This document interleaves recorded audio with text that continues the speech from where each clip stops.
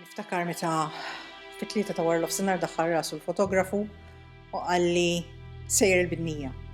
Qalli kien hemm bomba. Jiena dak il-ħin għalkemm kont waħda minn dawk illi kontili ngħid imma dil-mara fil-periklu. Din hija persuna li jiena kont naf personalment ukoll ġifieri fl-aħħar mill-aħħar barra li hija mara. Kienet kollega, kienet persuna li kont nisma' ħafna. Niftakar dak il-ħin m'għaddilix minn rasi u ċempiltilha għax jekk ġara xi ħaġa l-bidnija hi l-ewwel persuna li se tkun taf u minn dak il-ħin qisu kollox ħajja differenti.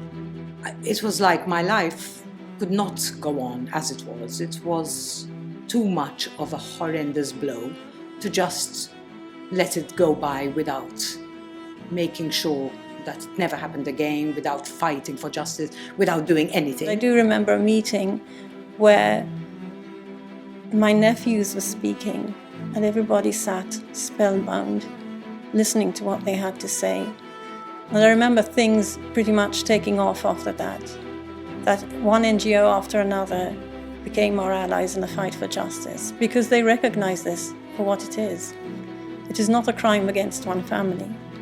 It is a crime against the European way of life. Il-mod kif esprima ruħu Matthew Caruana Galizia kien eżatt.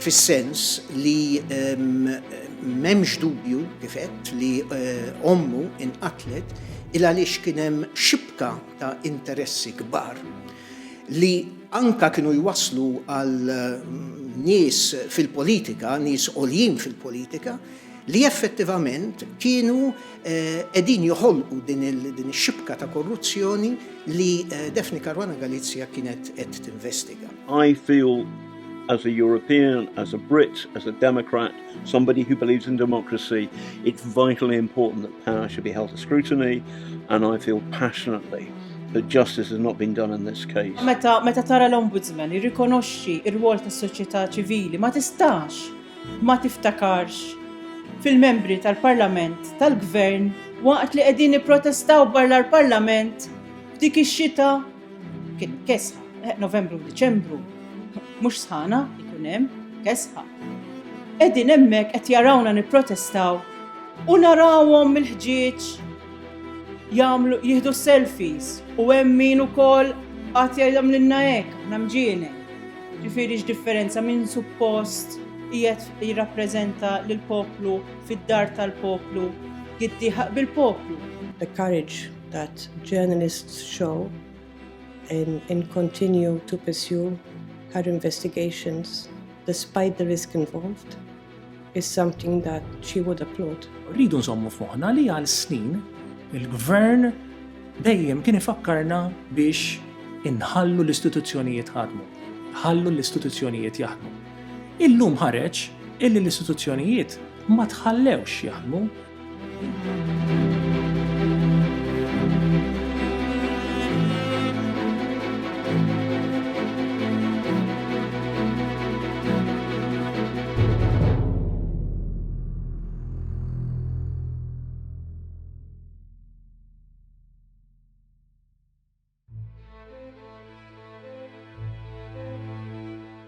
It was like being hit in the stomach with a fist.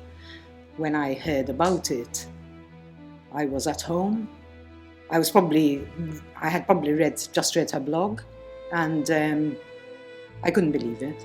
Sibtu ruħi involuta f'din il-ġlieda, ovvjament, wara 16 Ottubru tal-2017, ovvjament kulħadd għandu l-istorja tiegħu ta' kif sar jaf dak li ġara. Suddenly I was living in a country where a journalist had been assassinated. That to me was unacceptable. I just couldn't get my head around it. These are things that happen in countries that you don't know, countries, third world countries, not up the road from where I live kind of thing. So yeah, it was personal. It was like an attack on someone who I loved. Però għatmat li għaxina għadni zaħira m'għandix għalfejn ninvolvi ruħi, kulħadd kapaċi jagħmel xi ħaġa, kulħadd kapaċi jġib id-differenza bl-iktar mod li jista'. So when we heard about the assassination, the first thing that happened was that there was a silent candlelit vigil that same day. Everyone met in Slema, which was Daphne's birthplace. Everyone was crying, holding candles. It was a very emotional experience, and there were a lot of people there. It was this really absurd situation where for the first day or two, I didn't have any direct contact with my parents and sisters because I was at my other sister's home with her sons and her husband trying to manage things as they came in. And then at one point, somebody said, turn on the TV.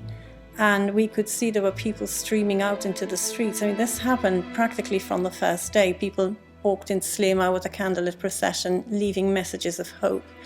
You know, in a time of darkness, that really made a difference to us. And then later on in the week, there was a protest in Valletta, the crowds were enormous. I remember that very well.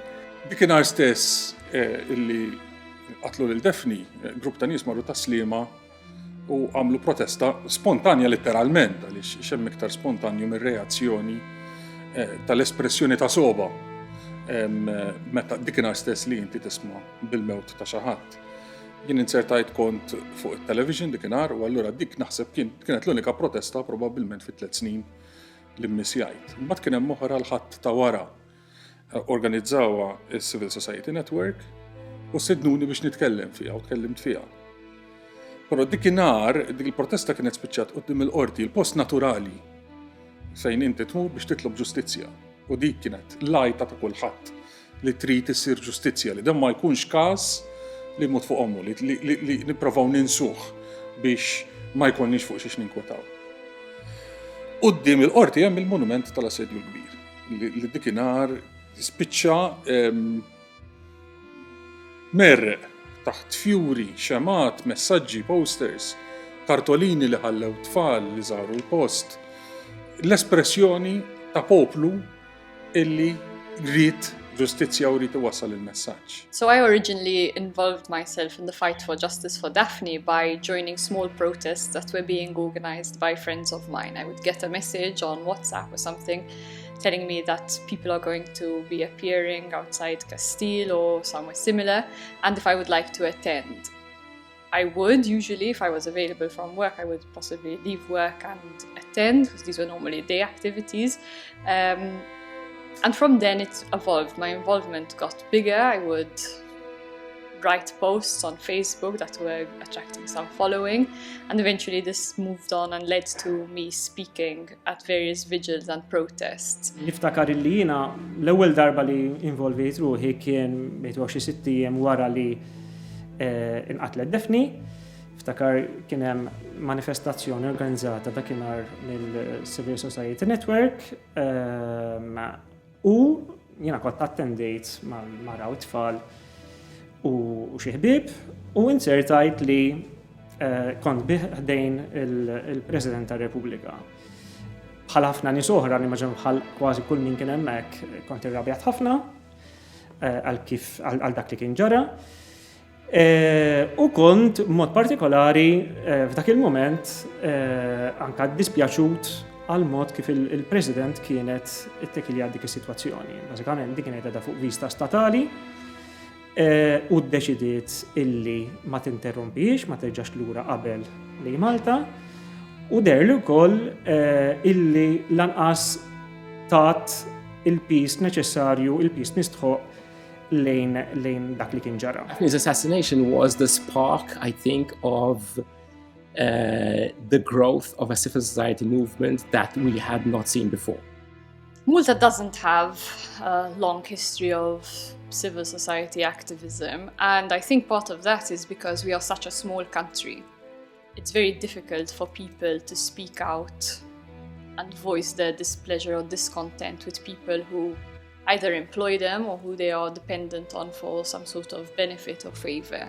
So in Malta, I think we have a tradition where people grumble under their breath or rather try and convince the nearest politician to make things right for them. But that in itself is evidence of an eroding democracy. In the few days just after Daphne was assassinated, I remember I was one of the ones who got together with other journalists, senior journalists in other newspapers and media houses, and we put together that little campaign where we blacked out our front pages and also the front page of websites, and had the pen will conquer fear as a sort of logo. That notably involved media houses from the Labour side as well, which was excellent. Xi jumej wara l-assassini ta' Daphne, grupp ta' ġurnalisti organizzaw Marċ il-Belt Valletta. U ċempluli għaliex jisu dawk il-jumej sir ġurnalist u għalu li mmur magħhom. U għamilna dak il-marċ u spiċċa qoddim il-qorti għaliex grupp ta' ġurnalisti għamlu rikors il-qorti biex jgħidu l-qorti tieħu ħsieb li d-devices ta' Daphne, il-kompjuter li kienet tuża, telefons tagħha ma jispiċċawx fidejn illi jispiċċaw jikxfu s-sorsi li kienu jgħinuha fix-xogħol tagħha. U dikinhar il-ġurnalisti qalu depend conquers fear. Il-pinna telep il-biża'. Imma jkolli ngħid jekk kien hemm 80 ruħ, hemm kien hemm 80 ruħ imbeżżajn. Għaliex dikinhar għall-ewwel darba ħafna ġurnalisti realizzaw li kienu fi professjoni li tista' toqtlob.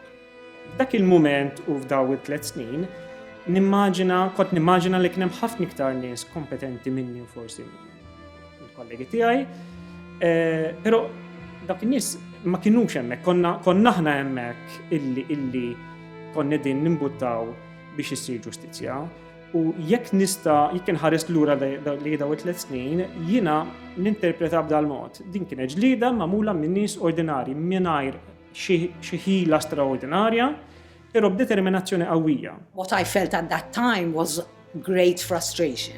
That was, I think, the biggest, apart from the grief, the anger, and the fear, it was frustration. And then a friend of mine called me one day. Basically what had happened was that the opposition called for a debate in Parliament about what had happened. The government refused, and the opposition just sat there and took it. They didn't walk out. They didn't do anything. And at that stage, I think we realized that no one was going to take up this battle. And this great, great friend of mine called me, and she said, we have to do something. Are you in? And I said, yes, whatever we're doing, I'm in. And the first thing that happened was the Castile sit-in, the sit-in was done under the hashtag Occupy Justice. And that's how hashtag Occupy Justice started. I cannot help to feel an immense guilt, something that has been haunting me for a year now. Why did I leave you alone? Why did I have to wait for the fatal thing to happen before realizing that you should not have been fighting this alone? I want you to know that women have been fighting for truth and justice. Occupy Justice was created because we thought that it is high time that in this country, women take a stronger voice, a voice that will carry yours for as long as we can carry it. And from then on, we have been fighting for justice literally every day. People think that because they speak amongst themselves or they speak in the various WhatsApp groups that it's enough. But physical presence at protests is really, really important. And it's one of the aspects that I think is most effective and is most forceful, because when people who are in power see that there is a physical presence, there are actually people in the streets calling them out and demanding accountability, it is far more effective than an article appearing online only or a handful of people meeting up. F'Malta m'għandniex tradizzjoni qawwija ta' soċjetà ċivili attiva fil-kamp tad-demokrazija.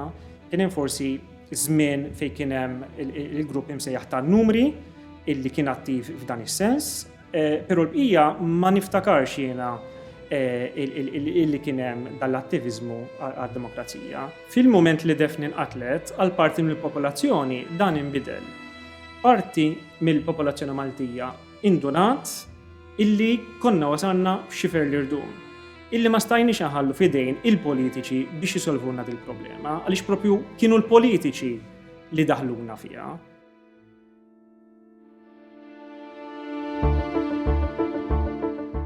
Ħadd ma kellu interpretazzjoni daqshekk skjaċċanti daqskemm kellu it-tifel ta' Daphne Matthew ftit sigħat wara li ra l-ommu l-aħħar darba.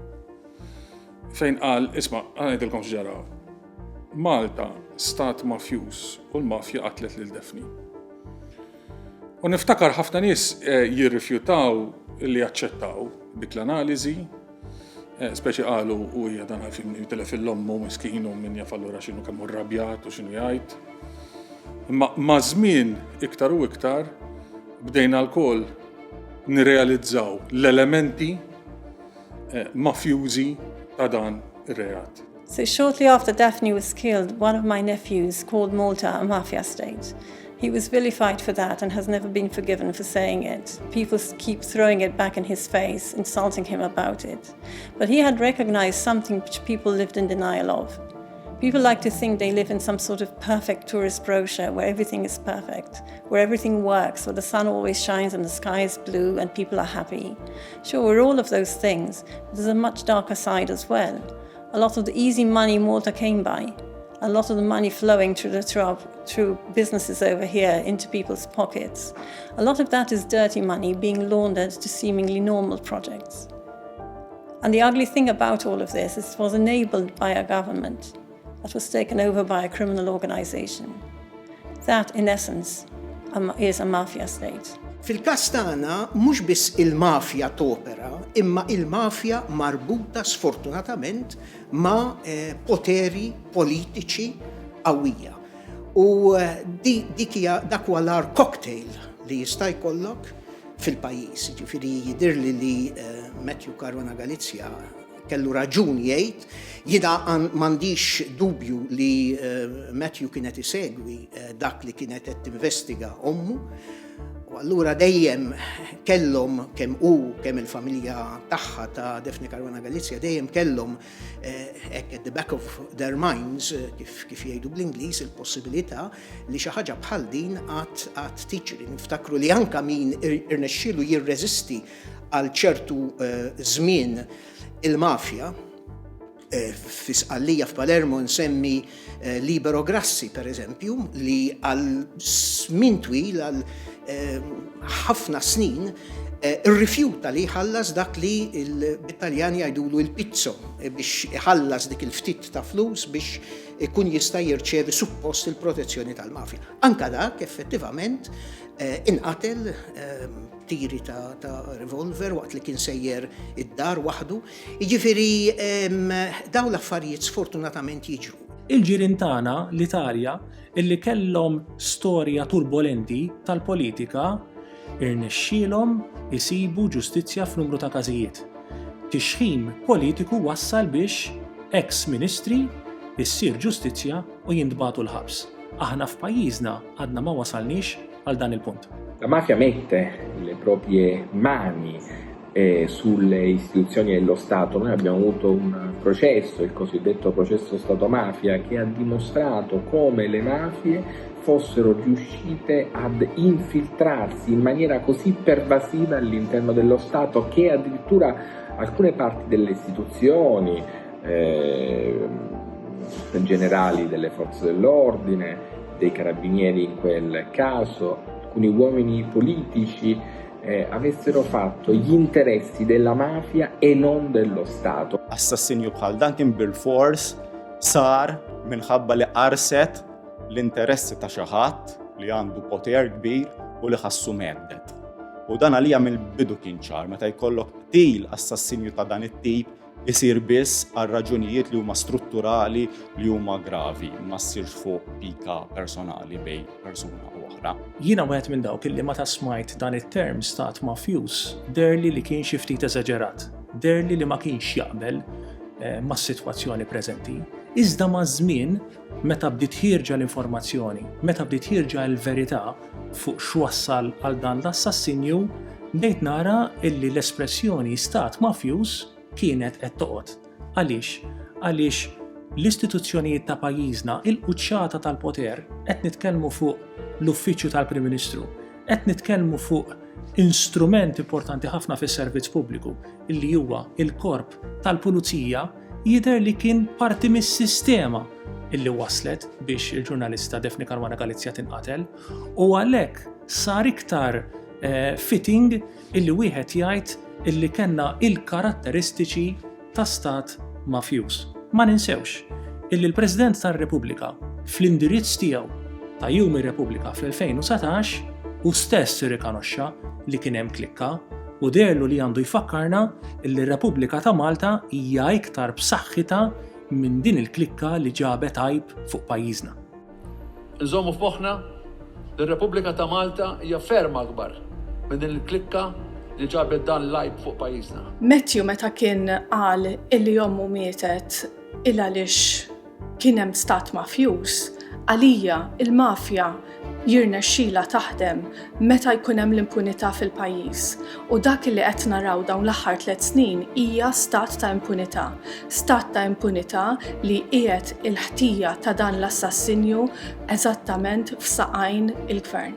L'uccisione di Falcone e Borsellino, dei giudici Falcone e Borsellino, ha drammaticamente segnato la mia terra, la Sicilia, fino alle stragi del 92, del 23 maggio del 1992, del 19 luglio del 1992, cioè appunto le stragi di Capaci di Via D'Amelio, quelle che hanno spazzato la vita a Falcone e alla sua scorta, a Borsellino e alla sua scorta, e la mafia era quasi considerata come un qualcosa di accettabile, e da quelle stragi i siciliani, gli italiani tutti, prendemmo coscienza di cosa fosse la mafia e quanto non si potesse rimanere indifferenti. Ecco perché io penso che Malta, con l'uccisione di Daphne, potrebbe e dovrebbe prendere coscienza. Fil-waqt li kont naf, fil-waqt li kont konxu li hemm politika li tiffavorixxi l-ċertu nies, li l-ċertu business, li kien hemm il-korruzzjoni, bla dubju dak kont nafu. Imma iktar ma bdew ħerġin l-affarijiet wara l-qtil, iktar xorta qatt ma bsart li l-affarijiet kienu daqshekk gravi. Ġifieri li da pratikament kellek grupp ta' kriminalità organizzata li qed topera minn Kastilja. Għalkemm kont naf li l-affarijiet kienu ħżiena u kont dejjem kritiku ħafna tas-sistema li kienu daqshekk ħżiena u daqshekk gravi ngħid li le ma kontx naħseb li kienu daqshekk gravi. Għaliex dal-pajjiż spiċċa kif spiċċa bir-reputazzjoni tiegħu anke barra minn Malta, anke fl-Unjoni Ewropea biss. Reputazzjoni hekk tant ħażina li f'daqqa waħda minn the Jewel of the Mediterranean, kif kienu jsejħula l-Ingliżi fi żmien ir-Royal Navy, sirna kważi the laundromat tal-Mediterran. Kien hemm min qal dakinhar fl-ewwel sigħat, l-ewwel ġranet wara l-omiċidju ta' Daphne illi Matthew u l-familja kienu qegħdin jesaġeraw meta kienu qegħdin jirreferu għal Malta bħala stat mafjuż, mafia state. Illum ħadd ma tbaqalu dak id-dubju u kredit mertu ta' Matthew u l-uħutu illi kellhom għanduża kelma il-lungimiranza, jiġifieri l-foresight li tara l-bot. Li f'dawk l-ewwel mumenti hekk kif kienet ġiet maqtula brutalment ommhom, kellhom il-foresight, l-analiżi tas-sitwazzjoni ċara qudiemhom. Mafia state xi tfisser? Ejja nħarsu lura ftit. Mafia state ifisser meta kellek il-politiċi li saru kriminali. Il-kriminali li saru politiċi. Il-businessman li sar kriminali. Il-businessman li sar politiku. Il-politiku li sar businessman. Għandek inċest b'mod assolut bejn business maħmuġ ovvjament, mhux il-business leġittimu, il-business maħmuġ, il-business korrott, il-politiku korrott u l-kriminal. l-istituzzjonijiet ta' pajjiżna kif kienu ddiżinjati minn dejjem kellhom aspetti fejn jaħdmu tajjeb u aspetti fejn forsi jaħdmu inqas tajjeb. Però rridu nżommu f'moħħna li għal snin il-gvern dejjem kien ifakkarna biex inħallu l-istituzzjonijiet jaħdmu. Illum ħareġ illi l-istituzzjonijiet ma tħallewx jaħdmu għaliex tpoġġew nies illi poġġew il-lejaltà tagħhom lejn min laħħaqhom qabel il-lejaltà lejn l-istat. Li jibqa' huwa il-kuraġġ ta' min effettivament jiffaċċja dan il-perikolu u minkejja dan il-perikolu jibqa' dej fl-interess tas-soċjetà. There are times when reporting from Malta it feels like Moscow, and that's not good.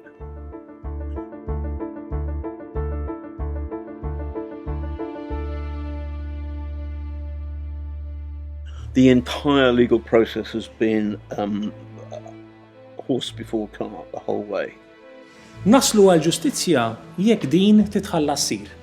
Permezz tal-inkjesti pubbliċi rajna kif saru ommissjonijiet kbar mill-korp ta' pulizija li jista' jkun li kienu mejjunin mill-Avukat Ġenerali. Dawn l-ommissjonijiet waslu biex il-perkors tal-ġustizzja jista' jiġi imxekkel. Jista' jkun li evidenza importanti kruċjali illi hija għandha bżonn titressaq biex jissolva dan il-każ din l-evidenza inqerdet. Il-każijiet kriminali li hemm kontra dawn l-erba' persuni għandek il-hitman qegħdin jistennew għall-ġuri u s'issa ma jidher li hemm ebda indikazzjoni meta dan ħajibda. Mbagħad għandek il-proċess ta' Jürgen Fenech li huwa għaddej naħseb issa waqaf ftit lura minħabba l-perjodu meta kien hemm il-COVID u ingħalaq il-qorti fost affarijiet oħra. Waħda mill-provi ewlenin f'dak il-każ huma il-recordings li għamel bil-moħħ mill-ventewma tad-diskussjonijiet u diskursati li kellu ma' Jürgen Fenech u ma' nies oħra. Mhux biss ostakli fejn għandek nuqqas ta' riżorsi, fejn kellek l-investigazzjonijiet anka mill-pulizija illi ma kinux monija bil-riżorsi meħtieġa sabiex ikunu jistgħu jagħmlu l-investigazzjonijiet kif kellhom bżonn. Żgur illi dawk ir-riżorsi li kellhom fil-bidu mhumiex ir-riżorsi illi għandhom issa, però żgur illi għandhom bżonn ħafna iktar riżorsi. Rajna wkoll ostakli fejn kellna il-unit tal-ICU, ġifiri il-unit tal-Economic Crimes Unit fil-Pulizija, illi ma mexxitx. Smajna fl-inkjesta pubblika kemm damu biex jiġbru biss l-informazzjoni mill-banek. Imma ma sar xejn iktar. As we were going through investigations over the last 3 years, certain findings were pointing to certain conclusions. You have to keep in mind that journalists are very often working with part of the information. As we revealed what we knew along the way, the police were not acting on those findings. Journalists do not have the power to, interrogate people, go and seize servers, demand answers from governments. We do. They don't reply, and that's what it is. We can't demand that private companies and corporations and consortiums reveal their documents to us. Those investigations are the job of the police. What was weird about covering the story was that there was a disconnect between what was being said officially and what, down the barrel of the TV lens, Joseph Muscat sat opposite me, saying, I'm innocent, I've been after Daphne's family, me and my family are the people who've been most grievously affected by this murder. And then the news has been coming out in evidence that Joseph Muscat's consigliere was inside the police investigation, getting briefed, and then he was talking to the prime suspect for paying the money. And the men who are accused of killing her, now they say they're innocent, but the evidence against them is compelling. These men were tipped off by somebody who had inside knowledge of the police investigation. And the person in the frame for that is Keith Schembri, the Prime Minister's own advisor. And the reason he knew who they were was because the Prime Minister and Keith Schembri had had a briefing from the police. The whole thing stinks to high heaven. Law ħaġa l-gideb. Dak huwa aktar minn ostaklu, mhux vera. Gideb organizzat.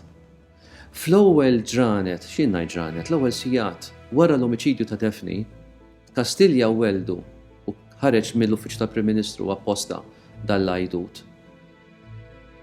Giddieb, mhux veru, illi Daphne nqatlet bis-Semtex.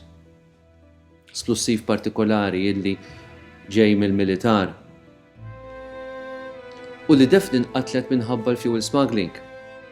Smajna wkoll kif entitajiet eżekuttivi bil-poteri eżekuttivi inħbew wara inkjesti maġisterjali, inkjesti li 3 snin wara għadhom għaddejjin u għadhom mhumiex konklużi.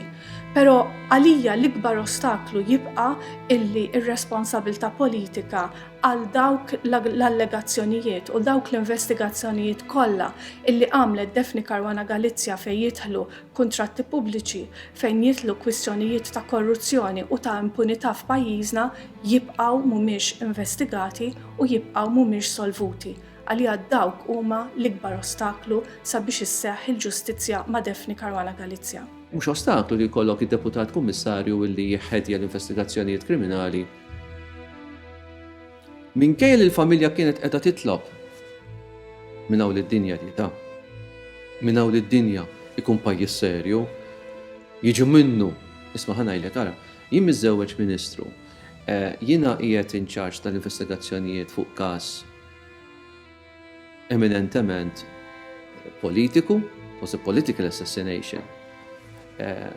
Ħannersaq fil-ġemp. Le, il-familja talbet. Le, l-Avukat Ġenerali iddefenda dak il-konflitt ta' interess. Any attempt to secure justice for the killing of a journalist is nearly futile. It is well established that most cases of killings of journalists go unprosecuted. Many go uninvestigated from the very start.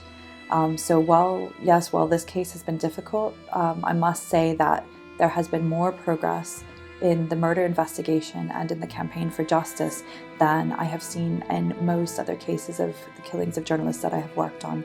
So unfortunately, it's par for the course. But that is precisely why we campaign for justice in emblematic cases like Daphne's. Rrid ngħid illi kien hemm mumenti u meta jiena ħassejtni meddet, tlabt il-protezzjoni permezz tal-avukati tiegħi, tlabt il-protezzjoni tal-pulizija, dik il-protezzjoni ma ngħatatlix. U li kieku jiena ma kellix l-istituzzjoni tal-Parlament Ewropew illi kontinwament kont naf illi se tiddefendini, illi se tħarisni, kieku naħseb konna ndumu ħafna iktar biex naslu għall-verità li għandna llum. Ostaklu it-teddit fuq ċertu nies biex ma jiġdux il-verità jew biex ma jiġdux kollox. L-ostaklu ta' ċertu leakages blajnuna ta' min kien lest jinxtara biex l-akkużat f'proċeduri pendenti jiġi mpinġi b'ċertu mod u l-pulizija li investigawh jintafaddel fuqhom. Kien jinkwetani ħafna l-ewwel net l-investigazzjonijiet illi kienu qegħdin jagħmlu l-pulizija. U sa ċertu punt għadni ftit inkwetat fuq hekk. Minix qed ngħid li m'hemmx uffiċjali tal-pulizija tajbin u serji f'xogħolhom, assolutament li le. Imma kif tafu għaddejna minn momenti fejn kieku l-pulizija għamlet xogħla tajjeb kieku ma konniex ndumu daqshekk biex toħroġ il-verità u biex tibda l-inqas tidher li se ssir ġustizzja.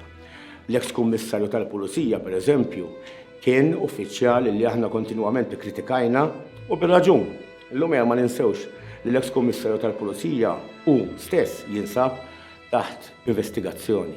U allura Mafia State huwa bħal pereżempju smajtu għandhom fil-xieta fil-qorti ikollok deputat kummissarju illi huwa miżewweġ Ministru illi ċempel lil assistent kummissarju hekk kif dan qiegħed fit-triqtu biex imur jagħmel intervista, tgħidilx interrogatorju dik, intervista lil Jurgen Fenech fl-uffiċċju tiegħu ġewwa San Ġiljan, minflok bata għalih id-depo, u interrogah id-depo, imma ovvjament hux il-majesta imperjali tiegħu Jurgen Fenech ma nibatux għalih id-depo, immorru għandu Porto Maso mhux noqogħdu naqilgħuh.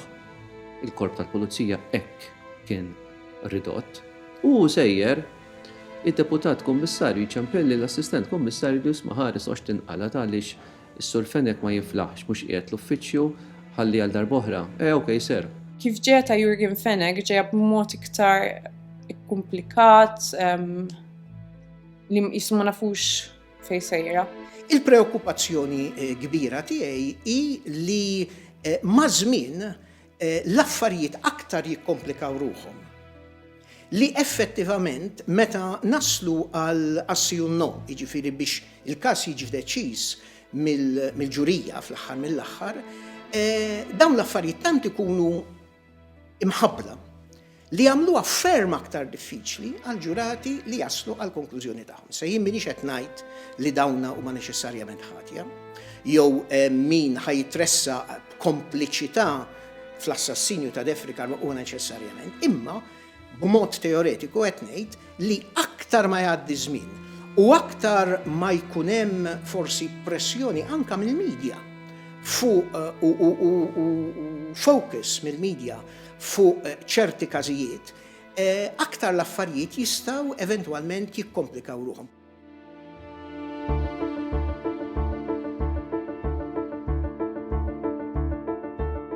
So the protest memorial was a spontaneous expression of grief by, I believe it was school children actually, who were in Valletta protesting or just expressing their feelings about the death of a journalist. They took flowers and they left them outside in front of the memorial, of the monument, the Great Siege Monument, which is in front of the law courts. In the first 11 months, the memorial was there permanently. Kull jum xi ħadd mar reġa' fuq dak il-monument quddiem il-qorti u ġeddet dik il-protesta. Da sar għall-ewwel speċi ta' xrajn, ngħidulu hekk, imma ma' żmienu mbagħad spiċċa post mhux biss ta' soba, imma ta' insistenza illi ma tħallix il-min jinsa dak li ġara lil Daphne. U kien hemm naturalment min ried illi jitnessa dak li ġara lil Daphne. Allora jisu għaxxur ta' wara, jisu ngħidu is-sena ta' wara il-qtil ta' Daphne. Ma 16-il darba xi ħadd kien imur bil-lejl u jaqleb kollox. Jew jaqbad jaħtaf kollox u jitfaħħom fiż-żibel, il-karti, il-fjuri, il-messaġġi, ir-ritratti, jew iqattaħħom u jħallihom hemm biex juri l-isfreġu li jagħmel. Kienu jkunu bullies insomma, li jmorru hemm bullies li jistaħbew kienu jmorru hemm bil-lejl u jagħmlu din biċċa xogħol. Però dal-bullying mbagħad f'Settembru 2018, 11 xahar wara li qatlu Daphne, sar istituzzjonalizzat. In September of 2018, a few days before the 8th of September, which is Victor Day, and which is commemorated by a ceremony at this monument, the government cleared up everything from the memorial, and as soon as the ceremony finished on the 8th, they put up a barricade around the square, the area of the monument, and they closed it off. According to them, they said it was for renovation.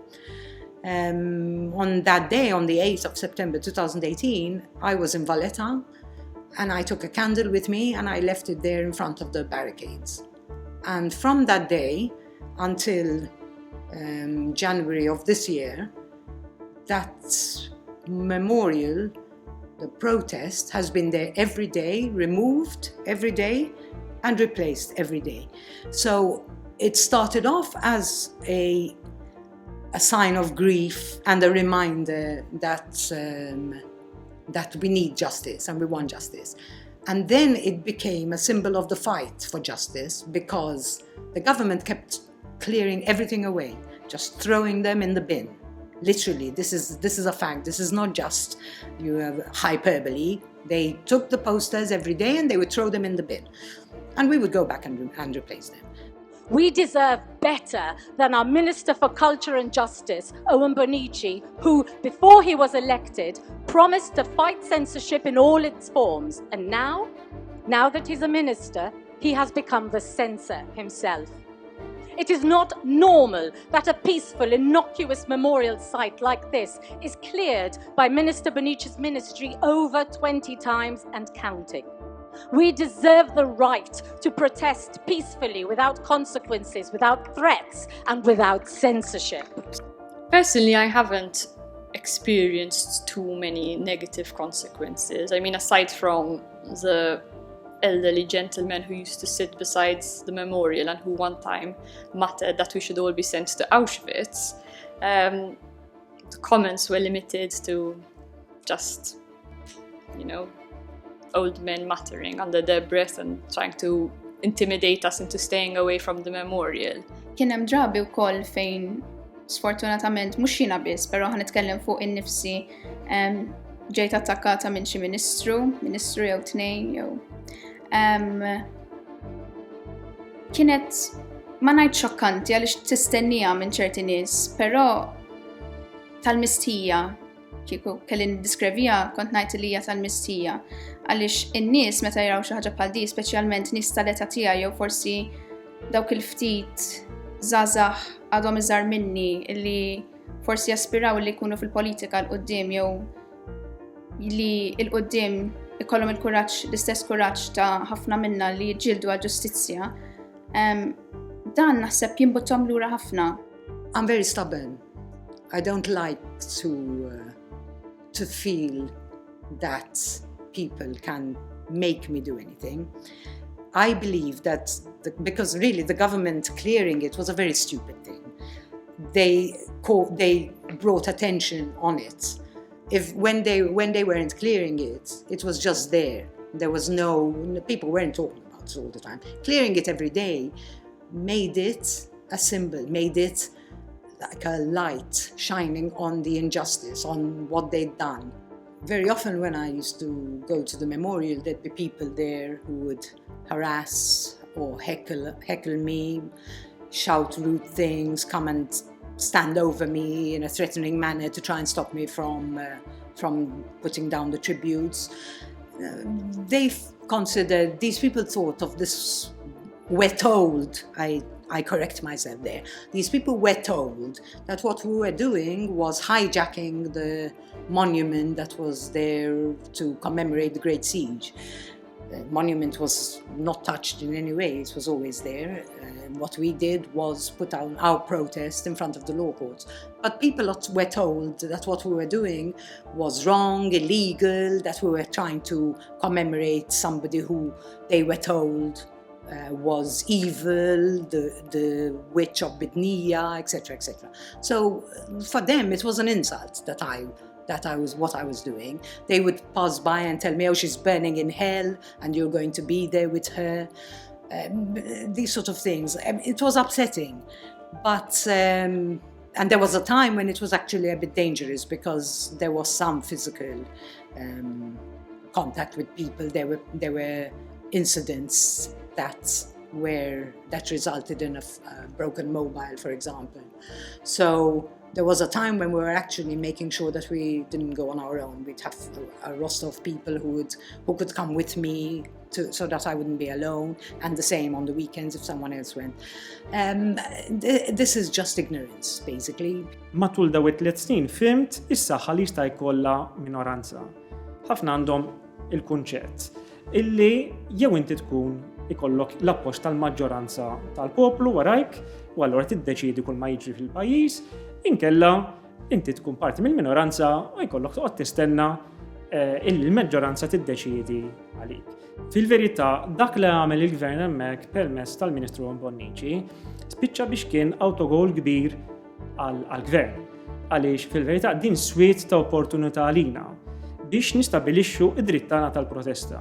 U allura li bdejna nagħmlu huwa attivisti vari iwaħlu posters u banners ma' dal-fencing.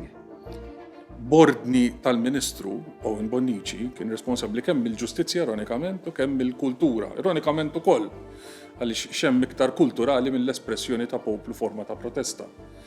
Dana qal li biex iġib il-paċi u l-ordni pubbliku dana jibbenja dan il-protest. U f'mument partikolari il-kollega Manuel Delija kien għamel kawża kostituzzjonali li damet għaddejja diversi xhur u li eventwalment stabbiliet illi il-Ministru Bonnici ma kienx qiegħed verament ifittex l-interess nazzjonali la l-interess tal-kultura, tal-monument fid-deċiżjoni tiegħu illi jordna illi isir restawr tal-monument, iżda għamel hekk biex joħnoq il-protesta tagħna.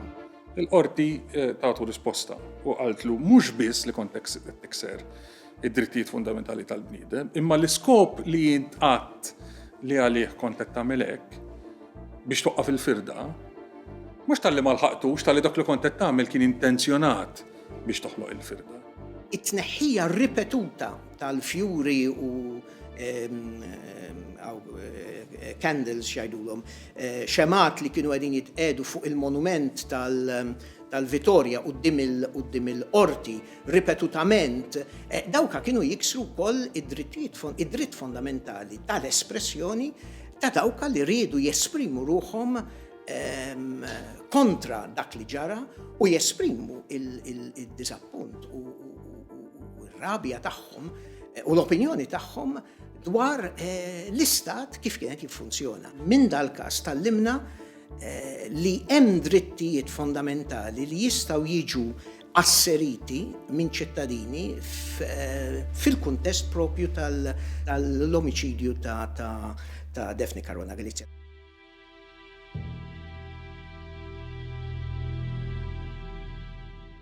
I think the first reaction was one of the realization that it can be a dangerous profession, of course.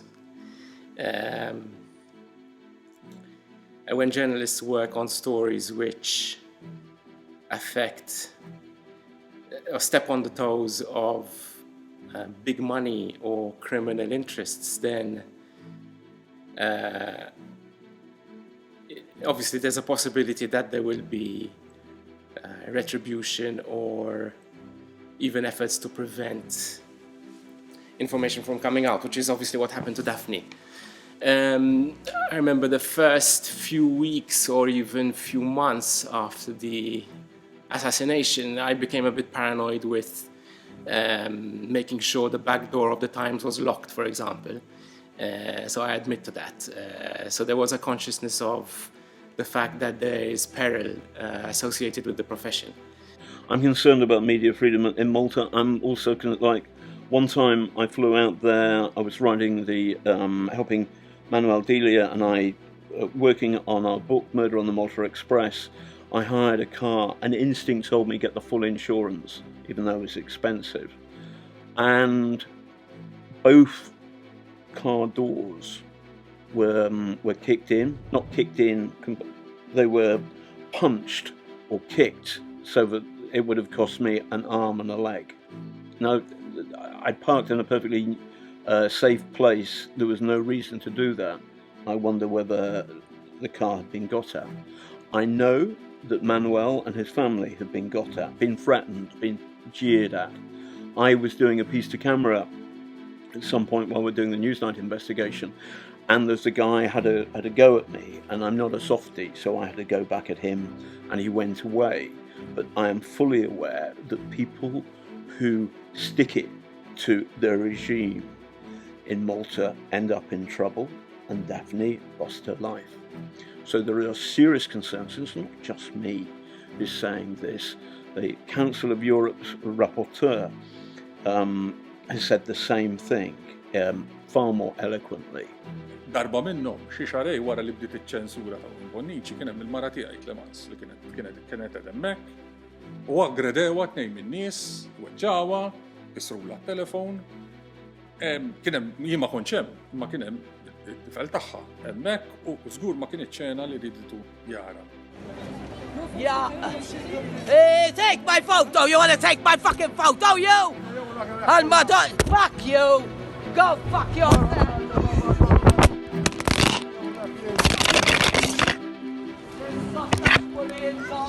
Certainly we're talking about a situation where if people feared being killed before, they certainly know now that it is possible because it has happened to one of their own. Has the journalism itself changed? People are asking more questions, but journalism itself, as an industry and as a profession, has suffered enormously. The reason for that is market forces, the erosion that comes about because of social media. But one of the ugliest things about it is that it has become normal to heckle and to criticize journalists simply for doing their job. Journalists are doing a very difficult job in very, very difficult circumstances.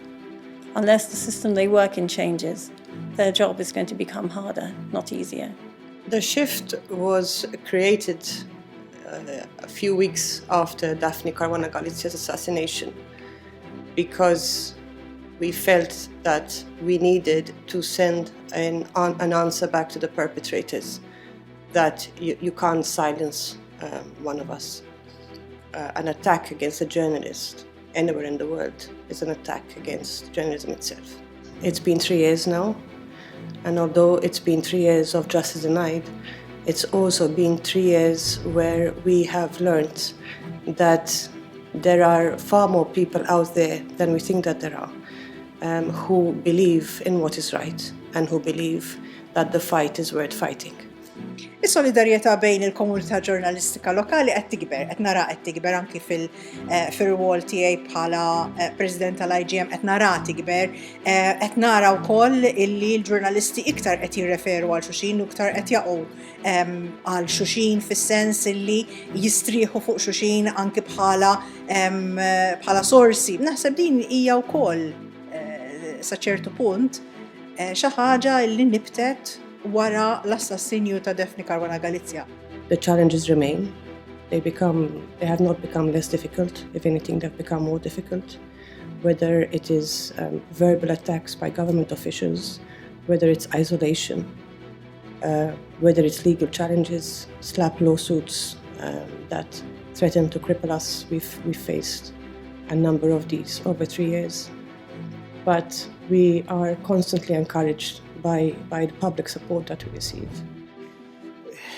F'soċjetà demokratika bbażata fuq is-saltna ta' dritt, il-ġurnalist għandu funzjoni mhux kif kien forsi dari fl-antik ta' sempliċi postier, postman, iwassal informazzjoni, immanka li jissindika l-operat kemm tal-istituzzjonijiet tal-gvern kif ukoll anka istituzzjonijiet jistgħu jkunu privati bħal pereżempju entitajiet kummerċjali kbar biex jara li dawna fl-operat tagħhom l-għonet qegħdin jimxu fil-parametri tal-liġi u anka li mhumiex qegħdin jabbużaw mill-liġi u jabbużaw mill-poter tagħhom b'detriment għal ġid komuni tas-soċjetà.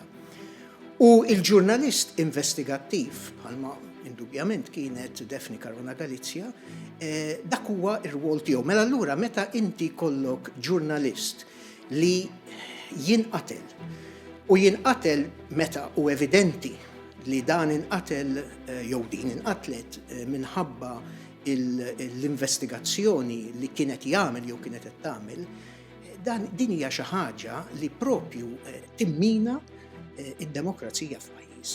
Irridu jkollna sistema politika f'pajjiżna li tapprezza x-xogħol utili li jagħmlu l-ġurnalisti. Irrid ikollna sistema f'pajjiżna fejn il-ġurnalist mhux infixkluh, nedduh, jew saħansitra noqtluh. Lill-ġurnalist anzi irridu ntuh l-għodda neċessarja biex ikun jista' jagħmel xogħlu ħalli iva il-korruzzjoni neqrduha ħalli iva ma jkunx hemm iktar ħasil ta' flus. There is still that consciousness of danger. I mean, I'm not on the front line because I'm an editor, but I do know that stories that our reporters are working on do carry risks.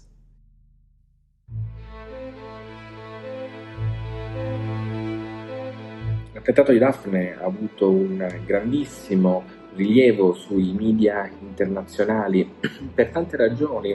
Innanzitutto perché si era ritornati a uccidere un giornalista. Noi in Italia lo sappiamo bene cosa significa uccidere dei giornalisti. Xaġa oħra li ġrad dikinhar kienet il-realizzajt li kienu ġew ħafna ġurnalisti minn madwar id-dinja bil-mikrofonu f'idejhom isaqsu min jinterpretalhom x'ġara. Kif dil-idea li kellhom ta' Malta, ta' gżira ta' turizmu, gżira tal-holidays, spiċċat post fejn ġurnalista tinqatel f'karozza bomba. U mhux għax kelli xi spjegazzjonijiet li jitfgħu ħafna dawl fuq dik il-mistoqsija, imma xi ħaġa li ġrat lili u lil ftit oħrajn dik il-ġimgħa hija li spiċċajna inwieġbu l-mistoqsijiet tal-bqija tad-dinja fuq x'kienet jiġri f'Malta. Il-gvern kien għalaq il-bibin, ma rrid itkellem il-ħadd, ma rrid jispjega l-ħadd u ma kellux risposti x'jagħti. Il-Prim Ministru 4 wara li qatlu l-Daphne mar Joseph Muscat mar Dubai bih il-passaporti. U naturalment għal raġunijiet li wieħed żgur jifhimhom, il-familja ta' Daphne kellha ħafna affarijiet fuq moħħha, ma kienx ħajjithom ma kien issa ssir xi press conference fil-ġimgħa li ġarbu dik it-telfa. It was very difficult to handle for us because the attention was focused on us when we needed it to be focused elsewhere, on the perpetrators, on the people who enabled Daphne's murder. So it was a very, very difficult time, especially in the first few weeks. But later we've started to find our feet. We made contact with international NGOs. I can't remember how that came about, but I do remember a meeting where my nephews were speaking and everybody sat spellbound, listening to what they had to say. And I remember things pretty much taking off after that. I was in the BBC News Tonight office. I worked at the BBC then, and we see the story immediately that something very dark has happened in Malta. I knew a little bit about Daphne Caruana Galizia. I didn't know much, but I knew she was fearless, I knew she was brave, and she'd been blown up by a car bomb. I'm effectively the foreign fireman. I get to do these kind of stories, and I'm sent out as quickly as possible to Malta. And I can remember trying to get my head around the detail of it and being astonished by the stench of corruption. And what she said was that in the Panama Papers, there were 2 senior players in Joseph Muscat, that's the Maltese Prime Minister's administration, Keith Schembri, his consigliere, and this minister, Conrad Mitzi, and both of them had been identified as owing shell companies in the Panama Papers, and both of them were still effectively in power. And Daphne had really gone for those 2. She'd also gone for the Prime Minister and alleged that a woman, his wife, had received $1 million bung from the fabulously corrupt regime in Azerbaijan. And I was determined to get all of this in. Now my problem is I've got to deal with the BBC lawyers, who are generally wonderful, but I've got to deal with them. I've got to remember all the details. And I did my level best to, properly with evidence, inside the BBC guidelines, to stick the boot in, because I was appalled about this.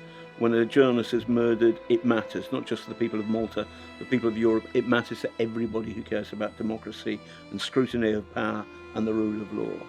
L-ewwel mod naħseb illi l-solidarjetà internazzjonali waslet biex l-istorja ma tmutx fuq omma. Il-periklu l-kbir kien meta inqatlet Daphne niftakar illi din kienet tkun sensation ta' ġimgħa ta' 15 u kollox imut. I care very much about... Actually, I don't care very much about anything apart from powerful people saying, you shut up. And I hate it. Listen, I love snoozing and I love going to the pub. But the one thing that gets me out of bed and keeps me out of the pub is when power and money says to poor people, you shut up, you hold your tongue, or else. And Daphne is a hero to me. She really, really went for these corrupt so-and-sos who run Malta. And to shut her up, they blew her up in a brutal way. And the details of her death are awful. The Daphne Project launched in April 2018. 1 week before the stories were actually published, we learned that there was a thing called the Daphne Project. We knew there were a group of journalists who were working on something. We knew there were many journalists working on something. What we didn't know is who was working with whom. We knew there was this organization called Forbidden Stories, which had been launched shortly after Daphne was killed, or around that time. We later learned that people within that organization were working together, people from different countries, from different media, pooling information, sharing what they found, working towards something which they eventually called the Daphne Project. It was significant for us that they called it the Daphne Project. But it matters in a bigger way. The whole point of the Daphne Project is to raise the price of killing a journalist. Kellna wkoll il-fortuna illi kellna grupp ta' ġurnalisti minn the Daphne Project fejn fosthom kien hemm ġurnalisti Maltin, però kien hemm ukoll Reuters pereżempju, illi komplew jindagaw fuq informazzjoni illi anke tajthom jiena. I thought he was a dodgy geezer, and I kind of wanted to wash my hands with soap at the end of interviewing him. I worked for the BBC then, and there are BBC rules, and I had to be careful. So I went through all the evidence. My colleagues at Newsnight helped me frame the questions. And towards the end, he was sort of smiling in this creepy, weird way. And I just thought, I want to give this guy a slap. And that's, I'm always in trouble at the BBC, I always was, so I couldn't actually hit the bloke. But what I thought was, well, think of a phrase which he won't like. And then I said, the charge in a nutshell is that you're the artful dodger of Europe. And he smiled, but the smile didn't reach his eyes, and I knew he hated it. And I said to myself, well, that's the Daphne. Fuck you.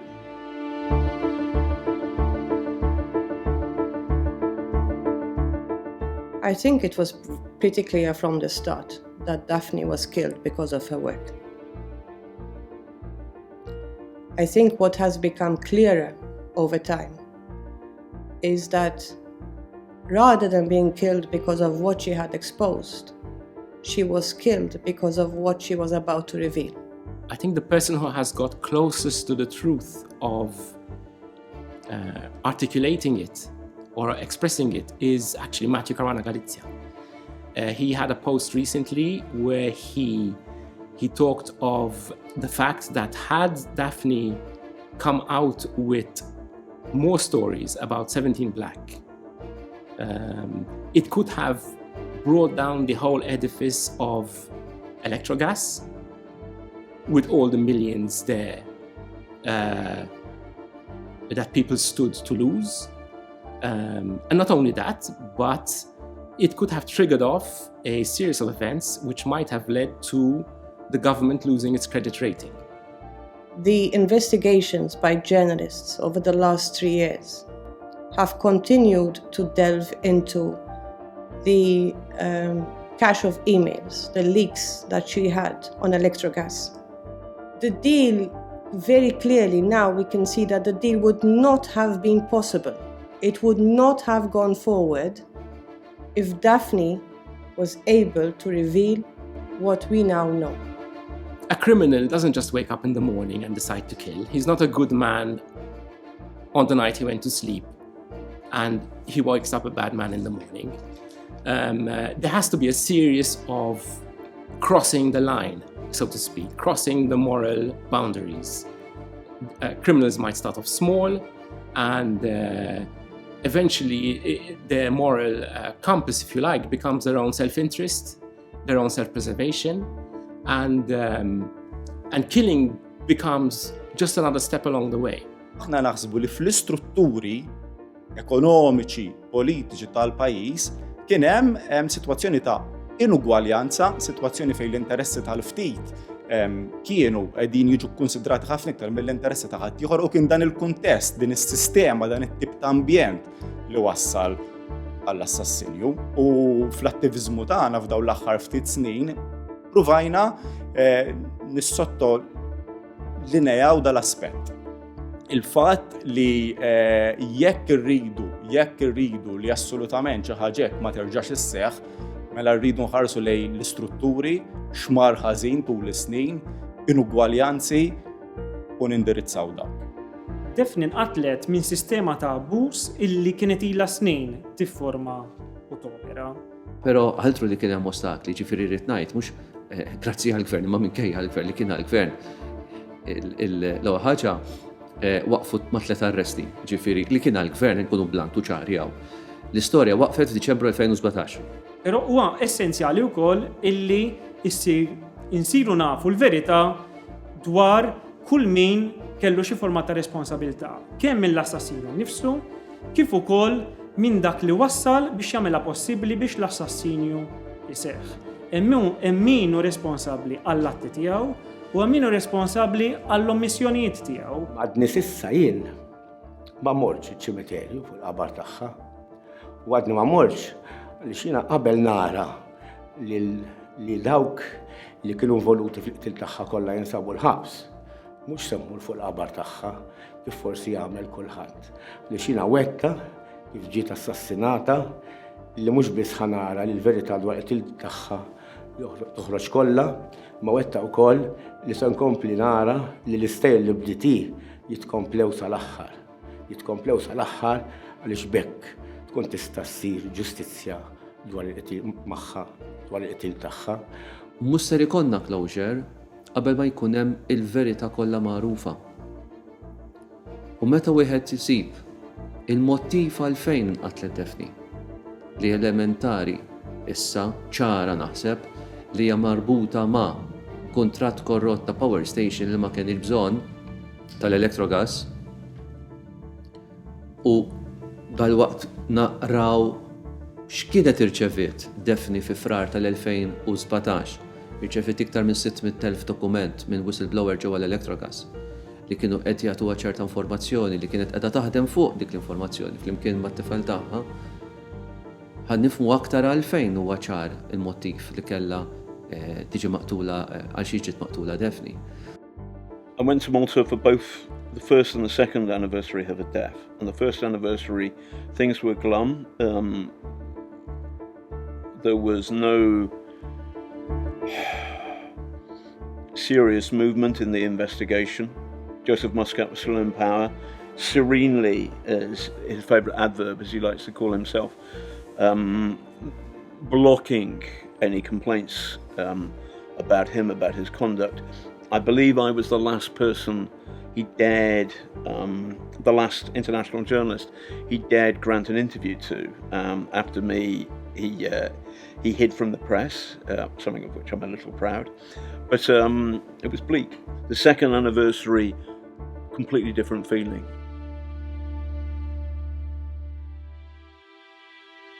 There was movement, you could feel the pressure.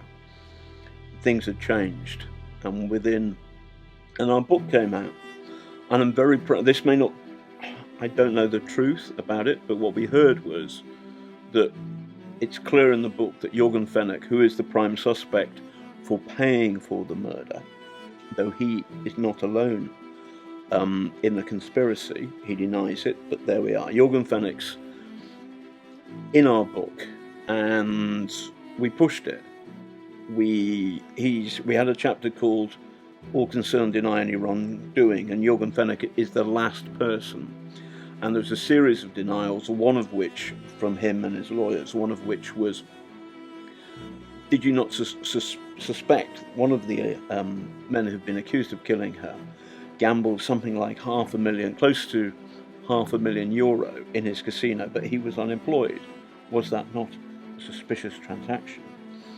And we kept on running the follow-up questions.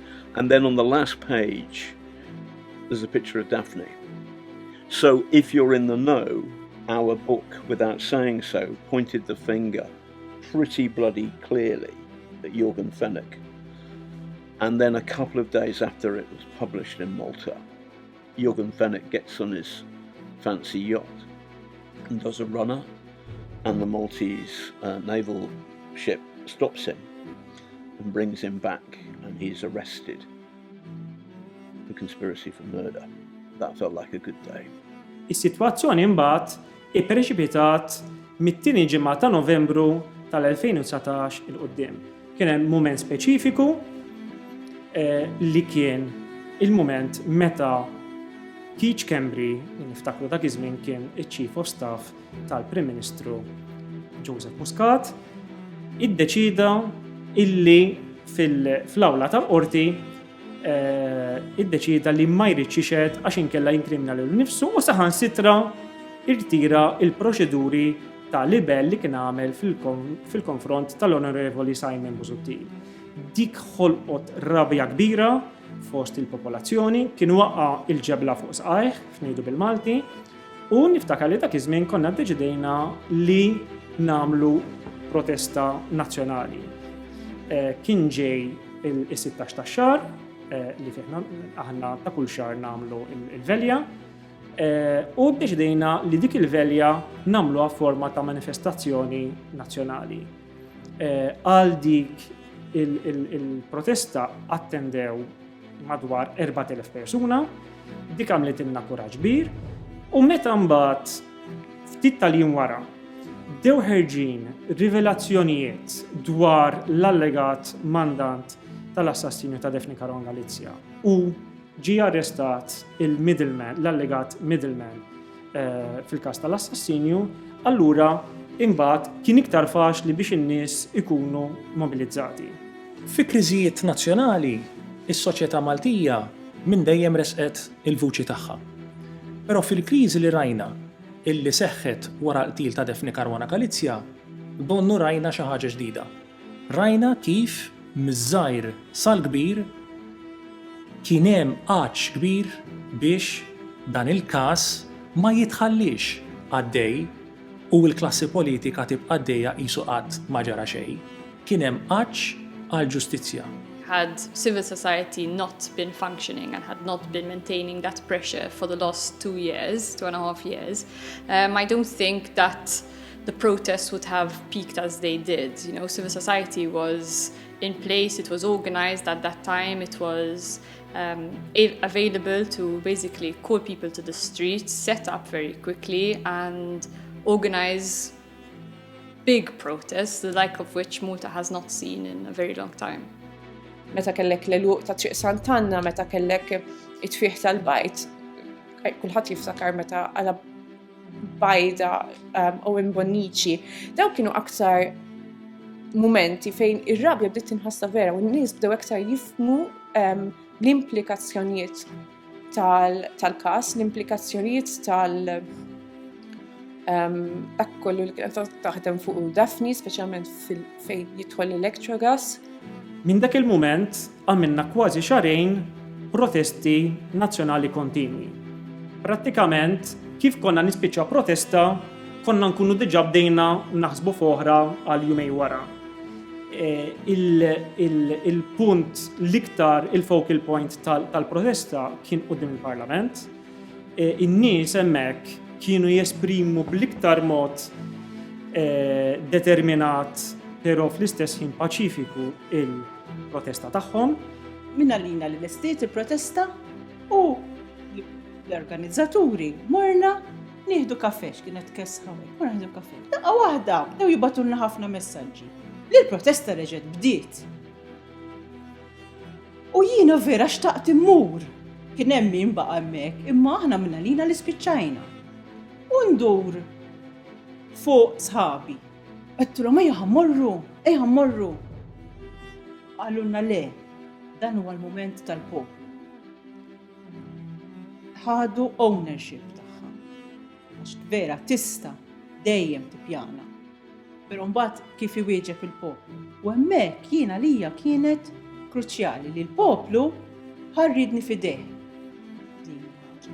Iva jiena naħseb illi anka jiena kont ixxukjat il-klassi politika, klassi ta' politiċi f'Malta anzi, ftit li xejn għamlet effett li suppost kellha tagħmel. Anke meta nieħu jiena, ġifieri jiena kieku taqta' lili, Simon, Jason, Beppe, Carol, ftit oħra, bħalissa ma nistax niftakarhom kollha. Konna waħedna u mhux faċli li inti qed tiġġieled f'mument fejn f'dak il-pajjiż għandek l-istituzzjonijiet demokratiċi tiegħu maħkuma mill-gvern tal-ġurnata. Konna qegħdin barra l-Parlament, kienet xita. Imma dulluvju universali kienet. U ħarisna madwarna jiena u sħabi l-attivisti u għedna ma fejn huma n-nies kollha konna nafu li irrabjati aħna il-poplu ma fejn qegħdin. Malli inxtelet il-mużika, laqqas fejn tiċċaqlaq ma kien hemm. U jien naħseb għax inti tista' bħala organizzatur ta' protesta tista' tippjana kollox u fil-ħin u fejn niltaqgħu u x'għandna nagħmlu. Però mbagħad fl-aħħar mill-aħħar ir-risposta tal-poplu tot. Jiena kont nippreferi li kieku l-Partit Nazzjonalista kien aktar b'saħħtu f'din il-ġlieda kontra l-korruzzjoni, però naturalment minħabba raġunijiet li xi darba forsi nkunu nafuhom, il-Partit Nazzjonalista ma setax jieħu rwol illi ħadu sussegwentement Occupy Justice, l-Aqda Repubblika, Manuel Delija, dawn kienu kruċjali. ċaqlaqna il-fondamenti tal-gvern Malti biex jisiru t-tibdiliet li hemm bżonn isiru, t-neħħija ta' Joseph Muscat, t-neħħija ta' Konrad Mitzin il-Ministru, t-neħħija ta' Keith Kembri, t-neħħija tal-Kummissarju tal-Pulizija, t-neħħija tal-Avukat Ġenerali. ċaqlaqna da kollu minħabba il-reżistenza illi mbdiet minn dawn laqdiet żgħar, għax irridu niftakru li Occupy Justice kien grupp ta' ftit nisa li ġew insolentati wkoll biex ma ninsewx, u ġew medda wkoll.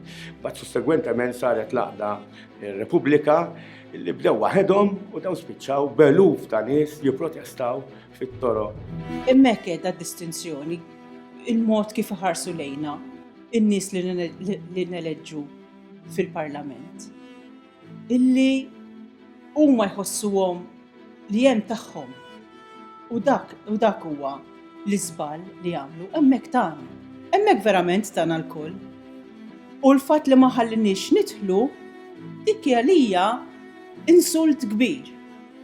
Meta l-ispeaker iddeċieda bagħat il-messaġġier li aħna persona non grata.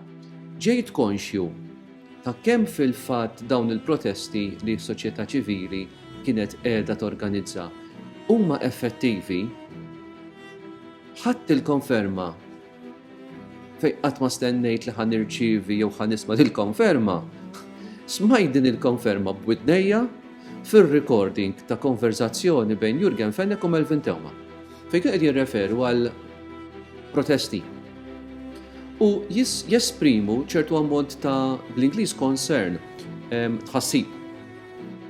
Għall-ammont ta' nies li qed jattendu, għall-ammont ta' nies li kienu favur il-kawża ta' Daphne, illi kienu qegħdin jagħtu każ, isma' jifhem ħajkun hemm nies il-lejla l-belt għallu wieħed il-ieħor. Jiġifieri kien hemm attenzjoni, kienu qegħdin jagħtu każ. Il-kriminali jagħtu każ, il-kriminali s-soċjetà ċivili b'saħħitha tbeżżagħhom. Il-protesti tan-nies fit-toroq, il-kriminal tbeżżaw, lill-politiku korrott tbeżżaw. U allura meta smajtak ir-recording fl-awla ngħid il-verità, jiena kont vindikat. Jekk inħarsu għal Novembru, Deċembru tal-2019, jien ma nibda dubju ma kenniex il-maġġoranza tal-poplu warajna fil-protesti. Se nilludu ruħi li kellna l-maġġoranza tal-poplu magħna, però Joseph Muscat kellu jirriżenja xorta waħda. U allura jekk fimt ħaġa fim dik illi minoranza tista' iġib bidliet kbar fil-pajjiż. Daphne's assassination was the spark, I think, of the growth of a civil society movement that we had not seen before. Eventually, again, as revelations started to come out about what might have lain behind her assassination, the stronger the civil society movement became. It's extremely admirable of people like Repubblika, Occupy Justice, to have articulated the outrage people felt and to have mobilized that outrage by getting people onto the streets. I think that is unprecedented in Malta's history because for the first time, such a movement was not led politically. So neither the Labour Party nor the Nationalist Party were involved at all. The opposition was very weak at the time, and obviously Labour was involved. So I think that I feel extremely proud actually to have contributed in a very small way to the movement by our media house, and also others have supported it formally. And that I think gives me lots of hope for the future. And I think any government has to watch out. So I think that the Maltese community has reacted in an excellent way in that sense. I mean, it's brought down a prime minister. That's brilliant. And may it happen again if we need to go there. Galvanizzata tfisser ħajja, tfisser katalista. U żgur hija ħaġa tajba għaliex soċjetà illi hija reattiva, soċjetà illi trid li tara li klassi politika hija kontabbli għall-azzjonijiet tagħha żgur hija xi ħaġa tajba. A lot has happened in the protest movement over the past few years. If I try to think of what is most significant about it is that it is happening at all. We don't have a tradition of protest. And protesters who have kept up the cause for all these years understand firsthand just how difficult it is to carry on with the cause feeling you're getting nowhere and being turned into a target yourself. The fact that people do it at all is the most significant outcome in the civil society movement. Naħseb illi l-ikbar bonus point għal l-attivisti matul dawn l-aħħar 3 snin kien illi kienu kważi waħidhom qegħdin iżommu lill-gvern to account. I think that there should have been more anger at the fact that a journalist was killed in a European Union country. We got lost in the detail of who she was, what she did, as though anybody deserved to be killed in that way. But I think one remarkably positive thing that emerged out of this situation is the power of civil society. The fact that a group of individuals, largely led by women, managed to get thousands of people onto the streets. In a political climate like Malta, Malta is not the kind of place where, you get people protesting on the streets, to voice their concerns, to voice their opposition on one issue or another. Unless a political party leader, raises the flag and says, "Follow me," you wouldn't normally get this kind of reaction. And that led to the resignation of those in power, those people who everybody thought were untouchables. So that, I think, is a remarkable achievement. I think this movement managed to, raise awareness that democracy is not something that happens once every 5 years. It's a duty of every citizen every day. Il-ġurnalizmu, l-attivizmu, l-aċċ tal-ġustizzja ta' nies li huma ċittadini u li ma jifilħux jaraw inġustizzja bħalma saret lil Daphne issir f'pajjiżhom. Dawn huma l-elementi li waqqgħu lil Joseph Muscat. Joseph Muscat kellu awtorità elettorali enormi. Jien naħseb li kieku sejjaħ l-elezzjoni f'Novembru li għadda kien jerġa' jerbaħa bil-kbir. Imma awtorità morali qatt ma kellu. Imma sostenibilità tal-gvern tiegħu tilifha wkoll. U tilifha b'milu. Tilifha għaliex meta sal-aħħar ġurnata żamm miegħu lil-Keith Kembri u l-Konrad Mizzi assuma bħala tiegħu il-ħtijiet tagħhom. Meta proteġihom imma, meta ma ħallix il-min irid ineħħihom anke fil-partit tiegħu stess, mhux biss għamel tiegħu il-ħtijiet tagħhom, imma assuma ħtija partikolari tiegħu u kellu ir-responsabbiltà li jipproteġi lil Malta minn dak li għaddejna minna dal-aħħar 7 snin. Il-Prim Ministru ta' Malta għandu ir-responsabilità li jieħu ħsiebna. Għandu responsabilità li jżomm il-bot minna it-teddida tal-kriminalità. U minflok fetħilha l-bib. Minflok liġġem l-istituzzjonijiet li kellhom jiqfula l-kriminalità. Biex dawk fil-qaqoċċa tiegħu u min jafx involviment dirett kellu ikollhom il-possibilità li jagħmlu il-flus maħmuġin u notfa mingħajr ma jindaħlilhom ħadd.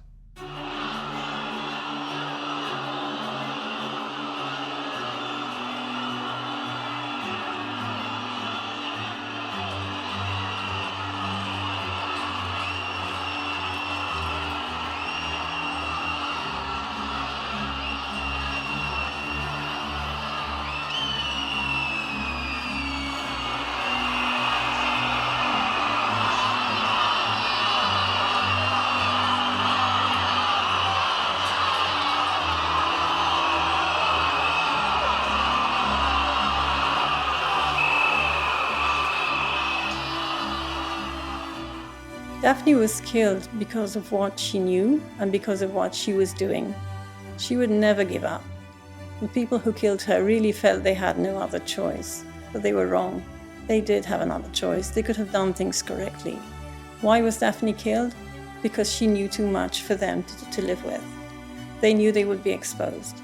They knew she would expose them. They knew that nothing would stop her. They tried everything. They threatened her, they blackmailed her, they vilified her, they isolated her, they sued her, they threatened her, and she never gave up. And then look what happened now. They killed her, but her work's continuing. And slowly, one by one, they're all coming undone.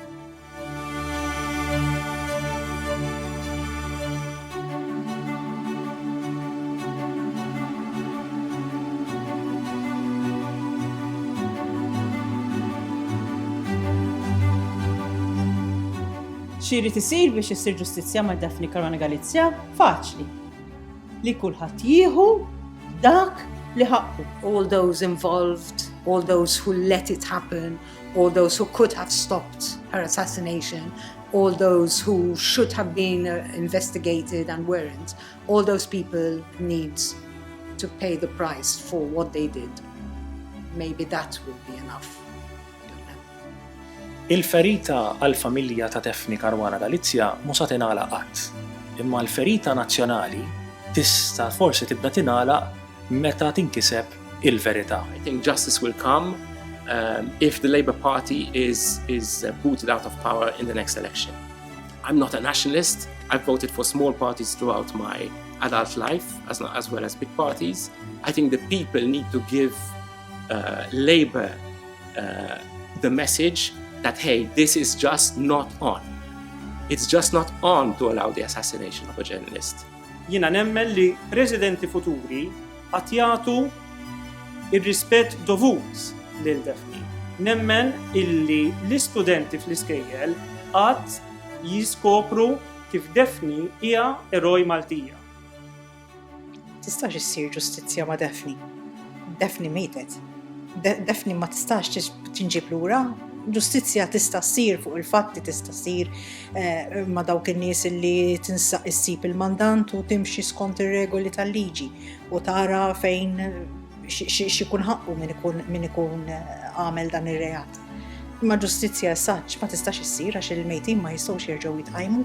We have to start with making sure that everybody is equal before the law, and those who have escaped justice so far, those people who are still pulling the strings and yet are not in the dock, those people must answer immediately. The story does not stop with Jorgen Fennick. It does not stop with these three hitmen. There are others who were aware of this, who may have been involved in ordering it, who may have been involved in facilitating it. Every one of these people needs to be identified and prosecuted, and only when that happens will we consider justice to have been fully served. Kull min fil-politika jew f'xi post uffiċċju pubbliku wettaq sens ta' impunità naqas bid-deċiżjoni tiegħu jew ħa deċiżjoni illi għenet sabiex toħloq ċirkostanzi li fih seta' jitwettaq dan l-assassinju, dawk ukoll iridu jerfgħu ir-responsabbiltà politika. There needs to be an overhaul in our education. People need to understand the role of the media in a democracy. They need to understand that even if a journalist says something that they don't agree with, doesn't mean that they should vilify them or that the journalist is the enemy. Avere verità e giustizia per Daphne significa individuare non solo i responsabili di quel drammatico attentato, ma anche i mandanti. È quello che voi, maltesi, dovete chiedere a gran voce. We have to stop protecting politicians as if they are these football players with this blind loyalty to politicians, no matter what they do, no matter how much they steal, no matter how disrespectful they are to the electorate. And we have to, I think, respect ourselves a little bit more. Ġustizzja hija fil-punt li aħna nkunu indirizzajna il-fatturi strutturali li waslu għal xi ħaġa daqshekk traġika. And I think no stone should be left unturned, and that includes former Prime Minister Joseph Muscat. He has questions to answer. So has his chief advisor, who is still, at the time of speaking, at liberty. Knowing the evidence that's been aired about that man, I find that astonishing. Biex ngħid li f'dal każ ta' Daphne Caruana Galizia ngħid li tkun seħħet ġustizzja, irrid nara li kull min kien responsabbli għal mal-amministrazzjoni ta' dan il-pajjiż ma jerġa' qatt ikun fil-poter. L-ambizzjoni tiegħi għall-ġustizzja hija l-triq itwal minn hekk. L-ambizzjoni tiegħi hija li nkunu ngħixu f'pajjiż fejn il-valur li tiddeċidi qed ilu x'tajjeb jew le mhuwiex imkejjel kemm jaqbel lill-partit tiegħek x'tajt fuq hekk. L-ambizzjoni tiegħi ngħixu f'pajjiż fejn inti tiġġudika l-korruzzjoni mhux għax għamilha l-Ministru tal-Partit tiegħek jew il-Ministru tal-Partit ieħor. Irid ngħix f'pajjiż fejn dak li hu sew u dak li hu ħażin u ħażin. We've always maintained that justice for Daphne means two things: justice for her murder and everybody involved in it, and justice for her stories. She died because she exposed corruption. She found corruption because she was covering politics, when by covering politics she discovered crime, and so she was killed. So what we need to see is everybody in her murder brought to justice, and everybody involved in the crime and corruption she uncovered brought to justice as well. And it looks increasingly like there are people in those two groups who are one and the same.